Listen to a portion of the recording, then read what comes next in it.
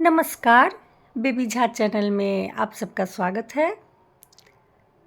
आज मैं बथुए की रेसिपी बनाई हूँ। इसे घरेलू गांव घर के भाषा में इस रेसिपी को बथुआ का तीमन बोलते हैं। और इस बथुआ के तीमन के साथ इसका क्या सब मेज़न होना चाहिए, ये सभी मैंने बनाया है, जो हमारे इधर बथुआ के तीमन के साथ लोग अधिकांशतः खाना पसंद करते हैं।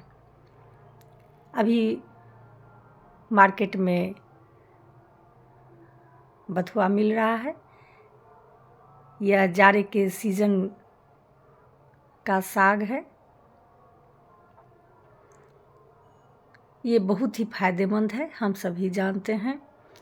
इसमें vitamin A, B2, B3, B12 ये लीवर को एक्टिवेट करता है, पाचन शक्ति को बढ़ाता है, होमोग्लोबिन बढ़ाता है, शुगर वालों के लिए बहुत ही फायदेमंद है, ब्लड सर्कुलेशन को कंट्रोल रखता है। इसमें बहुत ही फ़ायदे हैं, फ़ायदे ही फ़ायदे हैं, इसलिए बच्चों को किसी न किसी रूप में इसे खिलाना चाहिए। ये बहुत ही छोटा छोटा साग होता है, तो इसको हम अच्छे से चुन लेते हैं। इसका जड़ थोड़ा हार्ड रहता है, तो इसे हम तोड़ के हटा देते हैं। सारे को चुन लेने के बाद हम इस साग को 2 से 3 पानी में अच्छी तरह से धो लेते हैं, क्योंकि इस समय मिट्टी की मात्रा थोड़ी अधिक रहती है, तो हम अच्छी तरह से इसे धो लेते हैं। धो लेने के बाद इस तरह से हम इसे काट लेते हैं। ज़रूरी नहीं है जो हम महीन ही काटें, मोटा मोटा भी हम इसे काट लेंगे, क्योंकि ये बहुत ही छोटा छोटा साग होता है, तो इसे हम मोटा मोटा काट लेते हैं।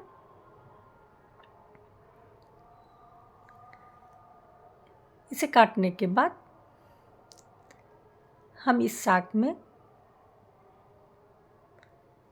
ये सब मटेरियल का यूज़ किए हैं, जिसमें बैगन लिए हैं। 1 से 2 बैगन लेते हैं। बैगन को छोटे छोटे टुकड़ों में काट लेते हैं और इसे पतले शेप में पतला पतला करके इसे काट लेते हैं। बथुए के साग को विभिन्न तरह से बनाया जाता है। ये तीमन है। बथुआ को हम भून के भी खा सकते हैं, बथुआ का पराठा बना सकते हैं। बथुआ का अभी जाड़े के मौसम में ही बथुआ का साग मिलता है, तो हम इसे जूस के रूप में भी इसका सेवन कर सकते हैं।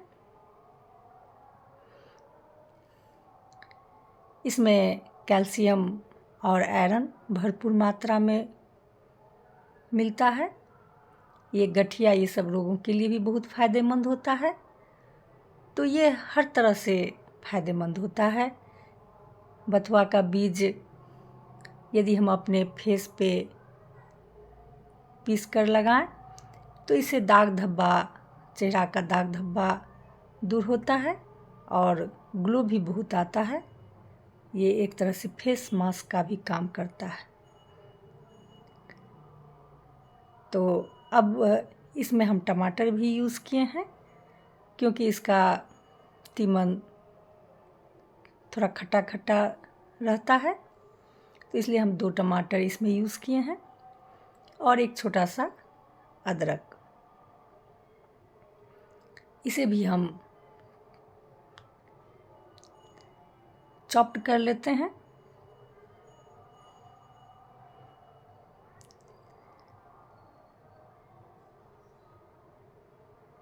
ये सब तैयार कर लिए।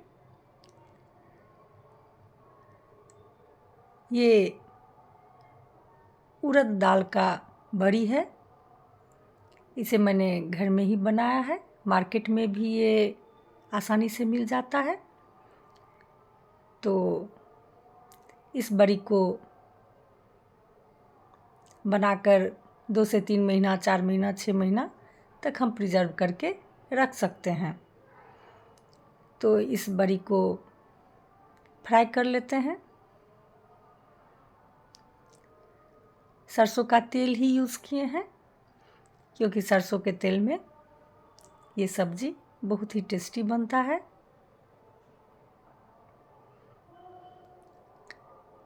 अब इसी तेल में हम हरी मिर्च डालेंगे, अदरक चॉप किए थे उस अदरक को डाल देते हैं। हल्का अदरक का कच्चापन चला जाए तो टमाटर डाल देते हैं।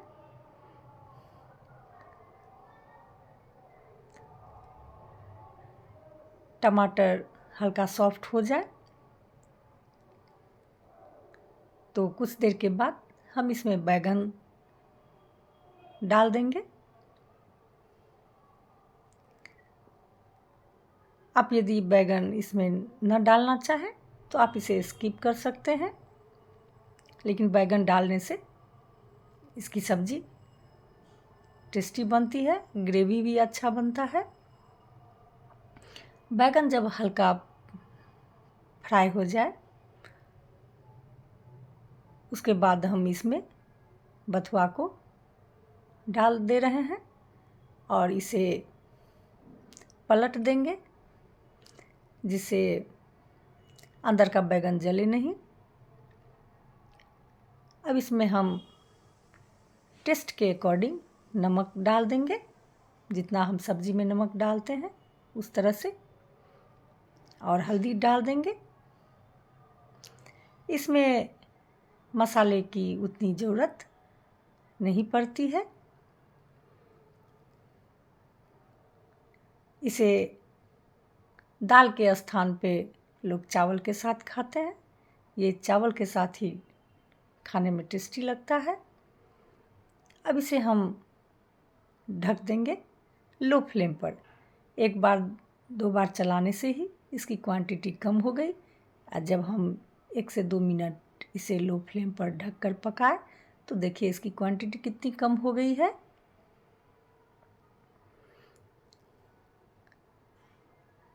ये पक गया है अच्छी तरह से।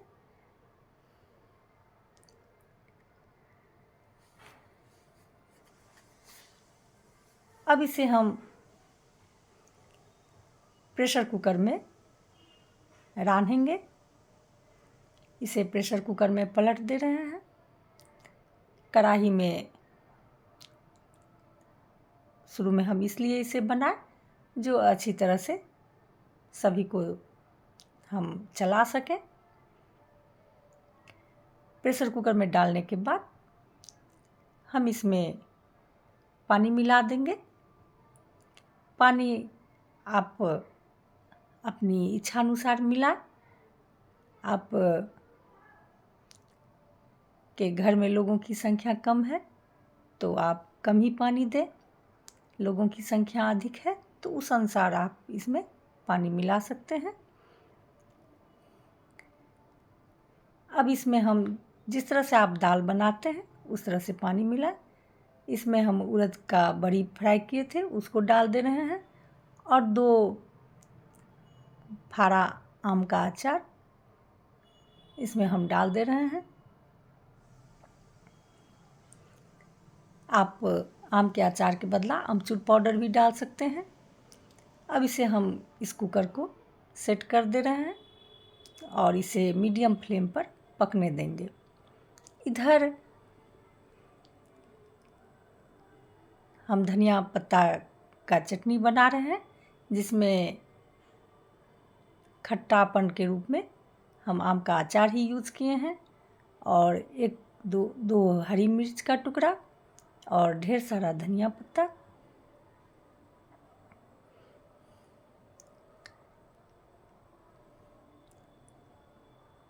और चटनी में जिस तरह से नमक दिया जाता है उस तरह से नमक।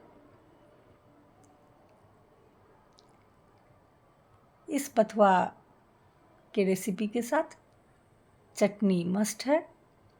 आप इसमें आंवला भी डाल सकते हैं।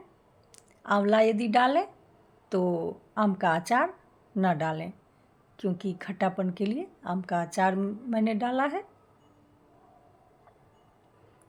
अब इसे हम फाइन पीस लेते हैं।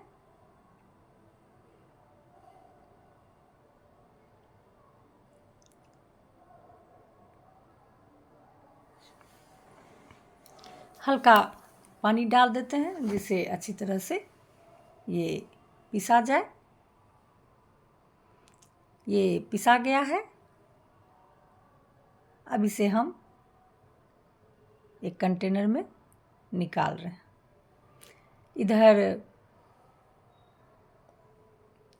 ये साग भी बन गया है। ये बनकर तैयार हो गया। ये बहुत जल्दी ही बन जाता है। इसे एक सीटी भरकर हम 1-2 मिनट के लिए इसे ही छोड़ देंगे और इसके बाद इसे हम ठंडा होने के बाद इसे हम ढक्कन हटाकर अच्छी तरह से मिला दे रहे हैं। बथुआ बहुत ही सॉफ्ट होता है, ये जल्दी बन जाता है। अब इसका हम इसमें तड़का लगाएंगे, छौंका जिसको कहते हैं। इसके लिए सरसों का तेल यूज़ किए हैं और इसमें अजवाइन डाले हैं और 2 लाल मिर्च। जब ये अच्छी तरह से अजवाइन चटक जाए, लाल मिर्च पक जाए, देखिए इसका कलर चेंज हो गया है, तो हम इसे साग में छौंक देते हैं। ये साग तैयार हो गया। अब इसका मेजन आलू का चोखा है या आलू का भुजिया भी आप बना सकते हैं। तो इसके लिए आलू उबाल लिए हैं, छिलका हटाकर इसका छौंका लगा रहे हैं, जिसमें थोड़ा सा जीरा, थोड़ा सा सरसों और 2 लाल मिर्च। जब ये सब चटक जाए तो आलू को हम इसमें मैश कर दे रहे हैं।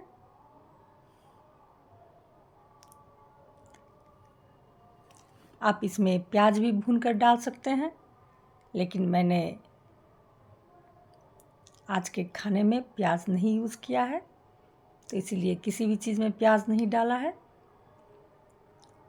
इसमें हम अपने टेस्ट के अकॉर्डिंग नमक डाल देंगे और इसे अच्छी तरह से मैश कर देंगे। इसे हम लोग चोखा बोलते हैं, कहीं कहीं भरता बोला जाता है।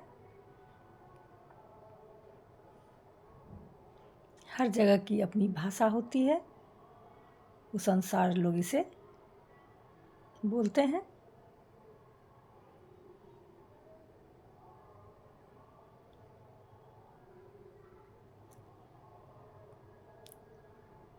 चावल के साथ बथुआ की रेसिपी का ये सब मेजन है। इधर हम गोभी फ्राई करेंगे, जिसमें गोभी में छोटे छोटे गोभी का टुकड़ा काट कर इसमें थोड़ा सा बेसन, थोड़ा सा चावल का आटा, हल्दी, लाल मिर्च पाउडर और स्वाद अनुसार नमक इसमें हम डाल देते हैं। 1 से 2 हरी मिर्च भी डाल दिए हैं।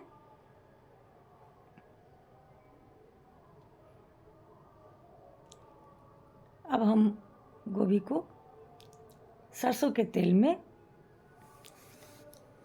फ्राई कर लेते हैं। सरसों का तेल जब अच्छी तरह से गर्म हो जाए तो हम गोभी को डाल देंगे और जैसे फ्राई किया जाता है उस तरह से फ्राई कर देंगे। आज की रेसिपी में मसाले का यूज़ नहीं किया गया है।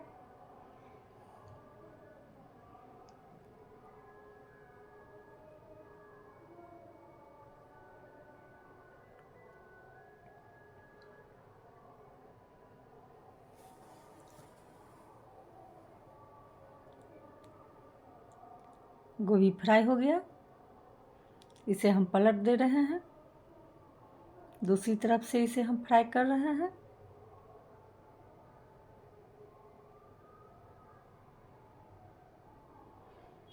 इसे हम मीडियम टू लो फ्लेम पर ही फ्राई करेंगे। हाई फ्लेम पर फ्राई करेंगे तो गोभी अंदर से नहीं सीजेगा, इसीलिए हम मीडियम लो करके ही इसे हम फ्राई करें।